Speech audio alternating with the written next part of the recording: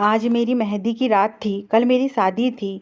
मैं अपने दोस्तों में इस वक्त बैठा उनकी छेड़खानी से और उनके मजाक से लुत्फ़ उठा रहा था। तभी मेरे नंबर पर मेरी पत्नी का कॉल आ गया।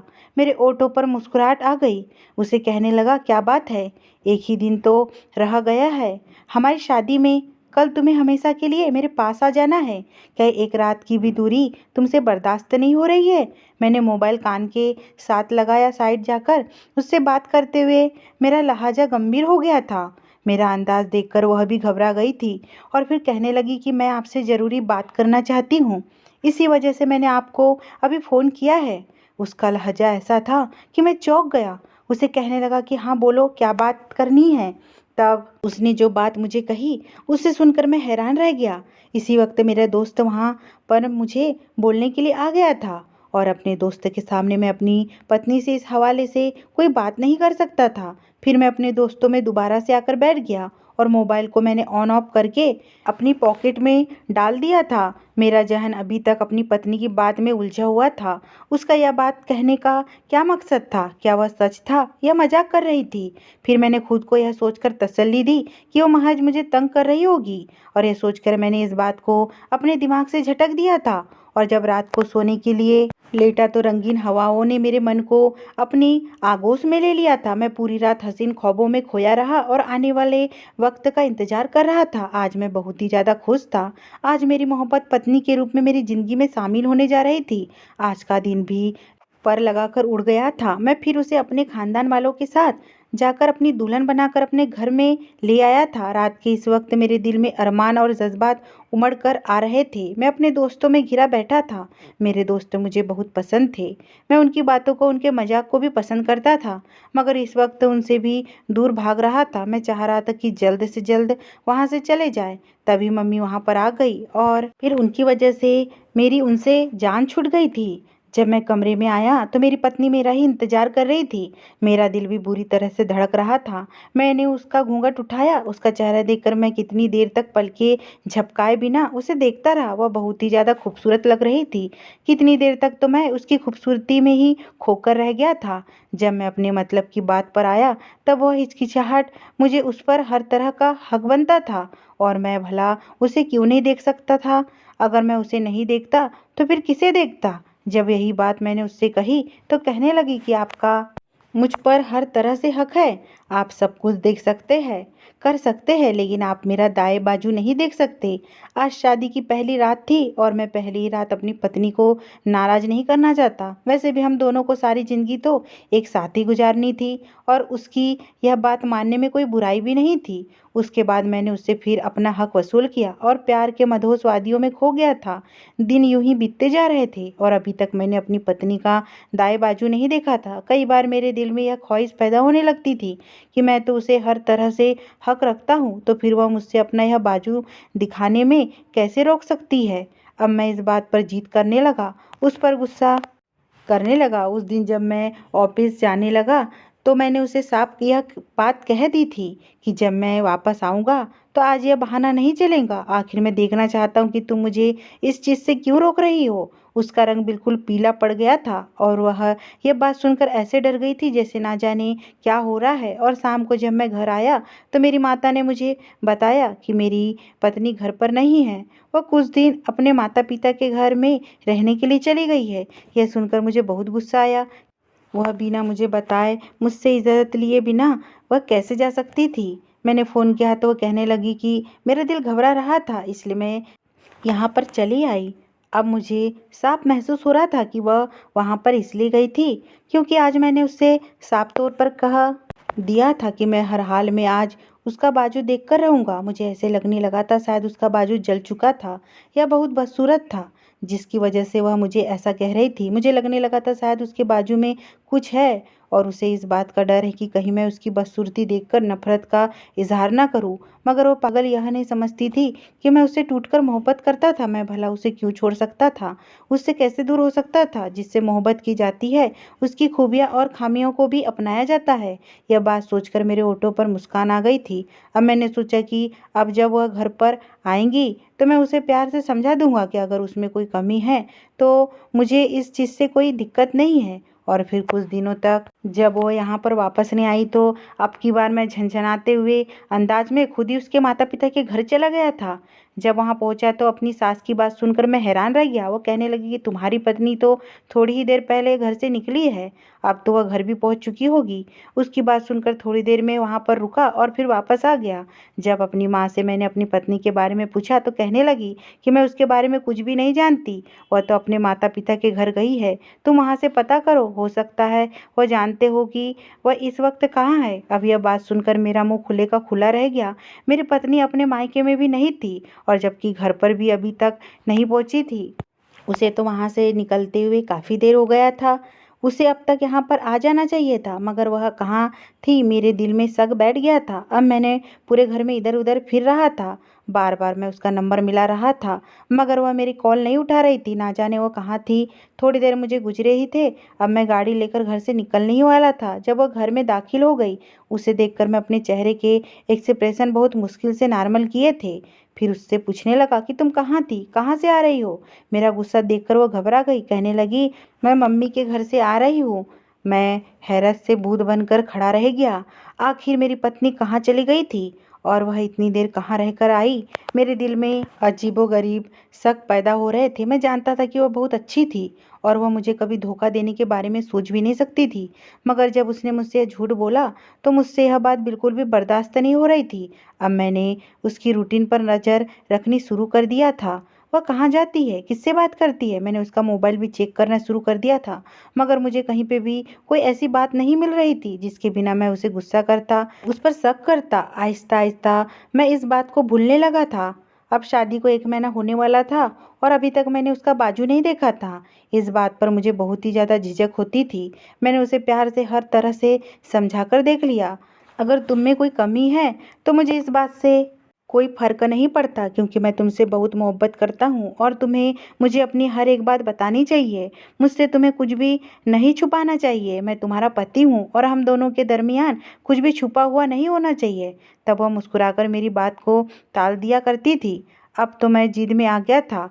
उस दिन जब मैंने अपनी बीवी के साथ ज़बरदस्ती करने की कोशिश की तो उसने शोर मचाना शुरू कर दिया। वह इस कदर दहाड़े मार मार के रो रही थी जैसे मैं उस पर ना जाने क्या जुल्म कर रहा हूँ। मैंने उसे चुप करवाने की बहुत कोशिश की, मगर जितना मैं उसे चुप करवा रहा था वो उतना ही ज़्यादा चिल्ला चिल्ला कर रो रही थी। यह आवाज़ें सुनकर मेरे माता पिता भी हमारे कमरे में आ गए और जब उन्होंने मेरी पत्नी को यूं रोते चिल्लाते देखा तो उन्होंने मेरी पत्नी को खुद के साथ ले लिया और मुझे गुस्से से घुरते हुए कमरे से बाहर चले गई थी। मुझे अपनी माता पर हैरानगी हो रही थी और मैं वहाँ से चला गया। मुझे पूरी रात गुस्से के मारे नींद नहीं आती और फिर सुबह अपने ऑफिस में चला गया था। मैं ऑफिस में ही था जब मुझे मेरी पत्नी की कॉल कि वह अपनी रात वाली बात पर शर्मिंदा थी और मैं फिर ना चाहते हुए भी अपनी मोहब्बत के हाथों मजबूर होकर उसकी हरकत को माफ़ कर गया था।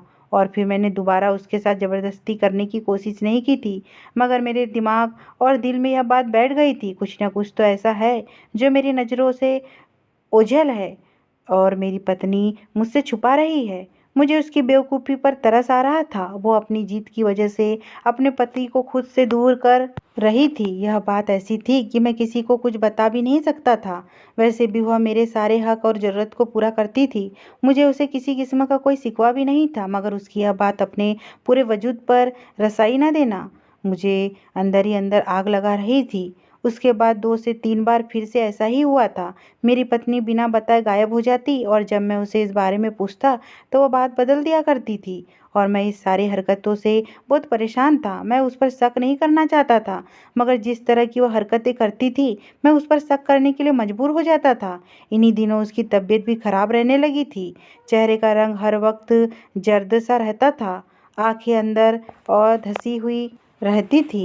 वो अपने खाने पीने का भी ध्यान नहीं रखती थी। उसकी हालत देखकर मेरी माँ मुझ पर बहुत गुस्सा करती थी। वो मुझे कहती थी कि तुम अपनी पत्नी का ख्याल नहीं रखते, उसकी खुराक का ख्याल रखा करो, उसे खुश रखा करो। मैं तो अपनी तरफ से पूरी कोशिश करता था, मगर ना जाने क्या वजह थी कि दिन ब दिन वह कमज़ोर होती जा रही थी। इस वजह से तो मैं भी परेशान था। उस दिन रात को हम सब खाना खा रहे थे जब अचानक से मेरी पत्नी की तबीयत खराब होने लगी। उसे उल्टियाँ होने लगी थी। वो अपने कमरे में चली गई तो मेरी माता मुस्कुराकर मुझे कहने लगी कि लगता है कि तुम्हारी बीवी को गुड न्यूज़ देने वाली है। यकीनन तुम लोग माँ बाप बनने वाले हो। अपनी माँ की बात सुनकर मैं शर्मा गया था और खुशी से मेरे वजूद में जैसे नई जिंदगी की लहर दौड़ गई थी। मगर मेरी पत्नी की हालत ऐसी थी कि वह ना कुछ बोल रही थी, ना इस मामले पर खुशी का इजहार कर रही थी, बल्कि उसकी आंखें तो जैसे किसी अजीब ही अनहोनी पर टिकी हुई थी। और मेरे कहने पर वह यूं चौंक जाती जैसे अपनी किसी गहरी सोच में गुम हो। और मैं उसे देखकर परेशान हो रहा था कि ना जाने क्या वजह है। अगर उसे किसी बात की कोई परेशानी है तो मुझे बता सकती थी। मुझे अफसोस होता था कि मैं उसका पति हूँ और वो मुझसे ही इस कदर अनजान और अजनबी है, जिससे हम दोनों का आपस में कोई ताल्लुक ही ना हो। उसकी हालत देखकर मेरी माता मुझे कहने लगी कि तुम इसे डॉक्टर के पास लेकर जाओ, इसका चेकअप करवाओ, इसकी खुराक का ख्याल रखो, इसे खुश रखने की कोशिश करो। मुझे लगता है कि तुम इसका ख्याल नहीं रखते। और जब मैंने अपनी पत्नी को डॉक्टर के पास चलने की बात की तो वह यूं सुनकर डर गई जैसे उसे बिच्छू ने डंक मार दिया हो। और यह देखकर मैं परेशान हो गया, आखिर वह डॉक्टर के पास जाने से इतना घबराती क्यों थी। तब वह मुझे कहने लगी कि मैं खुद ही डॉक्टर के पास चली जाऊंगी, आप फिक्र मत करें, आप अपने काम पर ध्यान रखें, मैं अपना ख्याल रख लूंगी। यह बात उसने मुस्कुराते हुए अंदाज में कह रही थी, मगर मैं सख्त परेशान था कि आखिर ऐसी कौन सी बात है जो मुझसे छुपा रही है। आखिर क्यों छुपा रही है? मैं तो उससे कभी कोई बात नहीं छुपाता है। फिर वह अपने कहे के मुताबिक खुद ही डॉक्टर के पास गई और फिर वहां से दवा लेकर आई थी।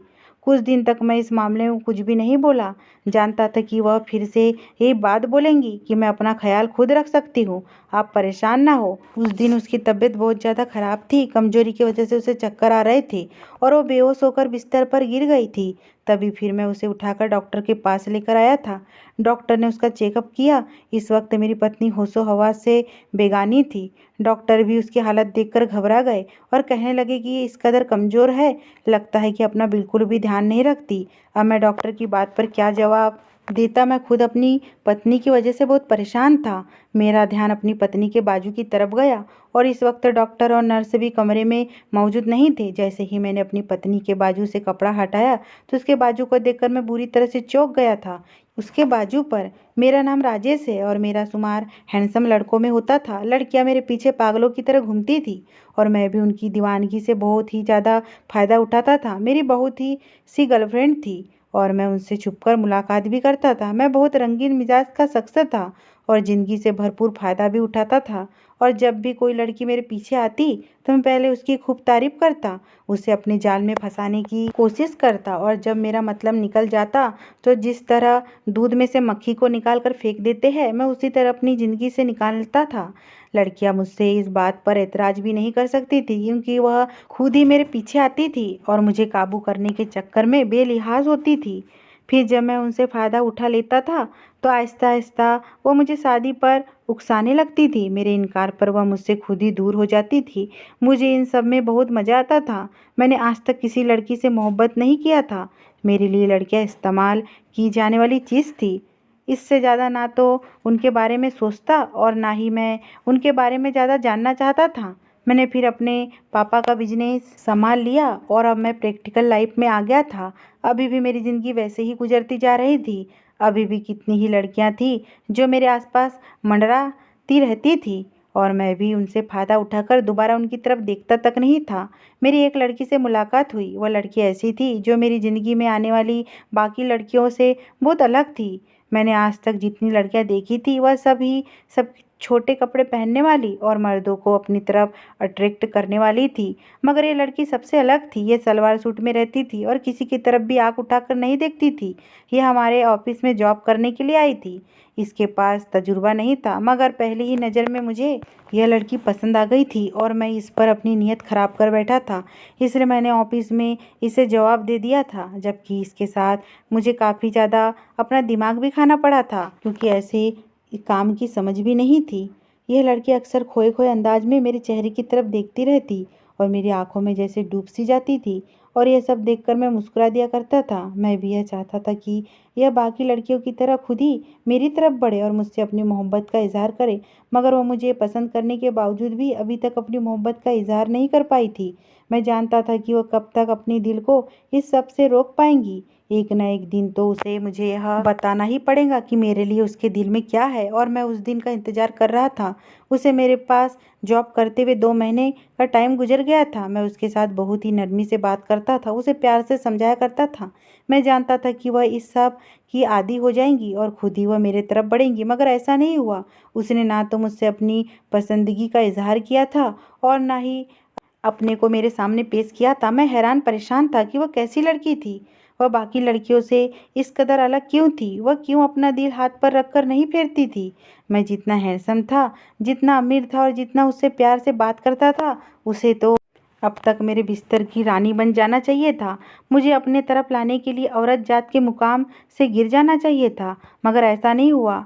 वह अब तक वह सलवार सूट में ही होती थी और अब तो मैं उसको देखने के लिए बेचैन हो रहा था। मैं चाहता था कि कब मैं उसे हासिल करूं, उससे फ़ायदा उठाऊं। अब जब मैंने देखा कि मैं उससे इस तरह से हासिल नहीं कर पा रहा था और घर में मेरी माता भी मेरी शादी पर जोर दे रही थी, तभी मुझे उसी लड़की का ख्याल आया और मैंने यह सोचने पर मजबूर हो गया कि वो लड़की तो बहुत अच्छी थी और मुझे वह बहुत ज़्यादा पसंद भी थी। शादी तो मुझे करनी ही थी, तो क्यों ना मैं उस लड़की से कर लूँ। यह सोचकर मैं खुश हो गया और जब अगले दिन मैं उसे प्रपोज़ किया तो मेरी हैरत की इंतहा नहीं रही। उसने मुझसे सोचने का समय मांग लिया था। मैं हैरान था कि मुझ जैसे इंसान को कोई लड़की ऐसा कैसे कह सकती थी, मगर फिर यह सोचकर संभल गया कि हो सकता है उसे अपने घर वालों से बात करनी हो और उससे बात करने के बाद उसे मुझे जवाब देना हो। एक दिन जब मैंने खुद ही इस बारे में पूछा तो हिचकते हुए मुझे कहने लगी कि आप मुझे बहुत पसंद है और मैं आपसे बहुत मोहब्बत करती हूँ, मगर मैं आपसे शादी नहीं कर सकती। उसकी बात सुनकर मेरा मुंह खुले का खुला रह गया था। वह मुझे शादी करने से इनकार कर रही थी। मेरे जैसा मर्द जो अगर किसी लड़की को गर्लफ्रेंड बना लेता था तो इस बात पर भी फ़क्र महसूस करते थे, और मैं उस लड़की को अपनी पत्नी बनाने की बात कर रहा था और वह मुझे इनकार कर रही थी। अब मुझे उस पर बहुत गुस्सा आया और जब मैंने उससे यह बात कही कि तुम मुझसे शादी से इनकार क्यों कर रही हो, जानती हो तुम क्या कर रही हो? लड़कियां तो मेरे मुंह से यह बात सुनने के लिए तरस रही होती है, और जब मैं तुमसे यह बात कह रहा हूँ तुम मुझे इनकार कर रही हो। तब वह सर झुकाकर रह गई थी, फिर कहने लगी कि मेरी कुछ मजबूरियां हैं, मैं इस वजह से आपसे शादी नहीं कर सकती। मगर अब भी मैं भी जीत पर आ गया था और मैंने उसे साफ तौर पर कह दिया था कि शादी करूंगा तो मैं तुमसे ही करूंगा। फिर आहिस्ता आहिस्ता वह मेरी मोहब्बत में पागल होने लगी थी। एक दिन उसने शादी के लिए हाँ कर दी थी। अब मेरे लिए उसके बिना रहना नामुमकिन था। तभी मैंने घर वालों से कह दिया था कि मेरी जल्द से जल्द शादी की तैयारी करे, मगर उसकी यह बात है कि मैं उसका बाजू नहीं देख सकता। यह बात मुझे बहुत ज़्यादा हैरान करती थी। आखिर इसमें ऐसा क्या राज है जो मुझसे छुपा रही है? मैं समझता था कि शायद उसमें कुछ नुक्स हो जो वो नहीं चाहती थी कि मैं उसके बारे में देखूं। अब जब मैंने उसके बाजू से कपड़ा हटाकर देखा तो उसके बाजू पर काले काले निशान बने हुए थे जो कि गोल दायरे में फैले हुए थे। ये देखकर मैं डर गया था। तभी जब डॉक्टर को मैंने कमरे में बुलाया और उसे दागों के बारे में पूछा तो उसका मुंह भी खुले का खुला रह गया। वह काफ़ी देर तक गुमसुम रहे और फिर मुझसे कहने लगे कि मैं जब तक इसके बारे में पूरी तौर पर चेकअप ना कर लूँ मैं आपको तब तक कुछ नहीं बता सकती। उसने मुझसे मेरी पत्नी की तबीयत के बारे में पूछा। मैंने उसे हर एक बात बताई। वो कहने लगी कि आपकी पत्नी गर्भवती है, इसके साथ ही और कोई दिक्कत है, और जब तक मैं पूरी तौर पर पता ना कर लूँ मैं आपको इस बारे में कुछ भी नहीं कह सकती हूँ। हो सकता है ये मेरा वहम हो और आपको खामखा परेशानी उठानी पड़ी।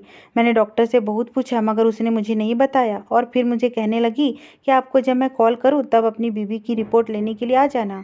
उसके बाद मैं हक्का बक्का रह गया था। आखिर ऐसा क्या था जिसकी वजह से डॉक्टर परेशान हो गए थे? मुझे भी ऐसा लगने लगा था कि कोई खास बात है, जिसको सुनकर मुझे गहरा सदमा लगने का अंदेशा था। तब मेरी पत्नी कुछ नहीं बता रही थी। जब मैंने उसके बाजू पर यह काले निशान देखे थे तो मुझे समझ नहीं आ रहा था कि यह सब क्या है। थोड़ी देर के बाद मेरी पत्नी को होश आ गया था और फिर मैं उसे लेकर घर आ गया। घर आने के बाद मैंने उसे कुछ नहीं कहा। वह बहुत परेशान थी। उसकी हर दिशा में हलचल थी, पहले से भी ज़्यादा कमज़ोर हो गई थी। मैं काम पर था जब माँ ने मुझे कॉल किया और कहने लगी कि तुम्हारी पत्नी को पता नहीं क्या हो गया है, वो बेहोश हो गई है। मैं तुरंत घर आ गया। मैं घर आया तो मेरी पत्नी अभी भी मुझसे नाराज़ थी। मुझे देखकर उसने अपने चेहरे का रूप बदल दिया था और अब वो मेरे शक्ल तक देखने के लिए राजी नहीं थी। मैं उसके पास जाकर बैठ गया और उसके चेहरे की तरफ देखकर मैं फूट फूट कर रो पड़ा। तुमने मुझसे इतनी बड़ी बात क्यों छुपाई? तुमने मुझे सच क्यों नहीं बताया कि तुम्हें ब्लड कैंसर है, और यह भी आखिरी स्टेज पर? मेरे मुंह से यह बात सुनकर वह बेकिनी से और फटी फटी निगाहों से मुझे देखने लगी। काफ़ी देर के बाद उसके मुंह से आवाज़ निकली, तुमको यह सब कैसे पता चला? तब मैंने उसे सारी बात बताई तो वो गुमसुम हो गई और गहरी सांस लेकर कहने लगी, मैं भी इस बारे में बेखबर थी। कुछ समय पहले मेरी अचानक से तबीयत खराब हो गई थी। मैं इस बात को नज़रअंदाज करती रही, मगर फिर जब मेरी तबीयत ज़्यादा खराब होने लगी तो तब मैं डॉक्टर के पास गई और डॉक्टर ने मुझे इस बात पर इनकार साफ किया था। आप जानते हैं कि दुनिया में मेरी माँ और छोटी बहन के अलावा कोई भी नहीं है, इसलिए मैंने उन्हें यह बात नहीं बताई थी।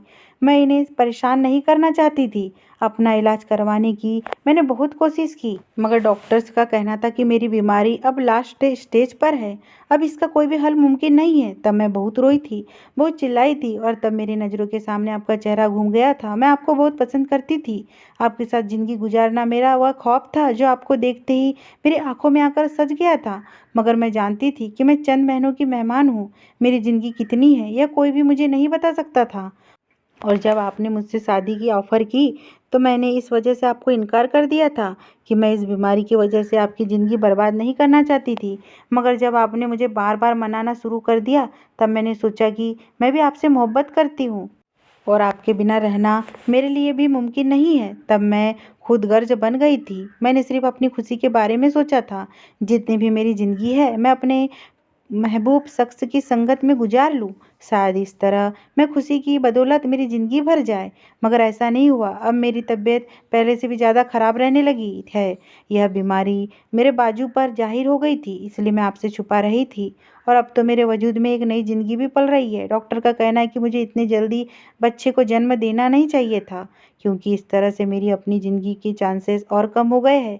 इतना कहकर वो फुट फुट कर रो पड़ी थी और मेरी आंखों से भी आंसू बह रहे थे। मैं उसका इलाज करवाने के लिए किसी भी हद तक जा सकता था, पैसों को पानी की तरह बहा सकता था, और फिर मैंने ऐसा ही किया। मैं बहुत सारी जगह गया, बड़े से बड़े डॉक्टर से बात की, मगर हर तरफ से मुझे मायूसी का सामना करना पड़ा।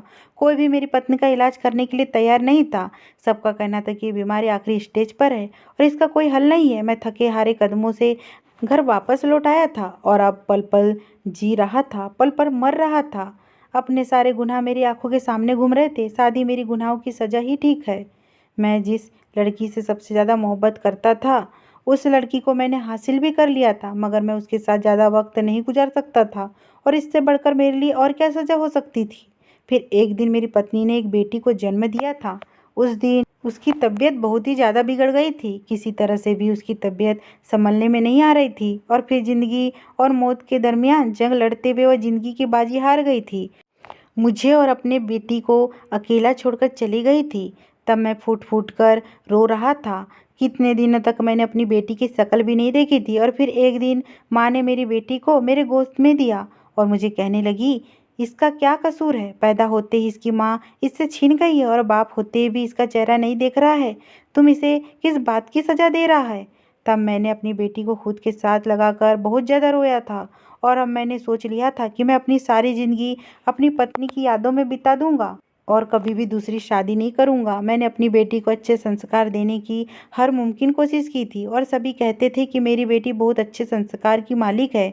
मेरी माँ मुझसे दूसरी शादी करने पर जोर देती, मगर मैं यह सोचता था अगर मैंने दूसरी शादी कर ली तो ना जाने वह मेरी बेटी के साथ क्या सलूक करेंगी। मेरी बेटी से वो मोहब्बत भी कर सकेंगी या नहीं। ऐसा ना हो कि मेरी बेटी की ज़िंदगी बर्बाद हो जाए, और फिर मैं अपनी पत्नी को क्या मुंह दिखाऊंगा। मैं अपनी पत्नी से इस कदर मोहब्बत करता था कि उसकी यादों के सहारे बाकी की ज़िंदगी गुजार सकता था।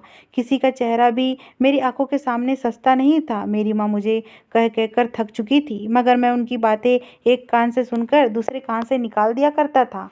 शाम को जब मैं थका हारा घर वापस आता था और जब मेरी बेटी मुझे पापा कहते हुए मेरे साथ लिपट जाती थी तो मेरी सारी थकान उतर जाती थी। मैं जानता था कि इस रवैये से मैं अपनी माँ को तकलीफ़ दे रहा था। वो मुझे खुश देखना चाहती थी, मैं भी दिल के हाथों मजबूर था, और जब तक कोई चेहरा मेरे दिल को पसंद नहीं आता तब तक मैं किसी के साथ भी शादी करने के बारे में सोच भी नहीं सकता था। मैं जानता था कि मैं आने वाली लड़की को मोहब्बत नहीं दे सकूँगा जिसकी वह हकदार है।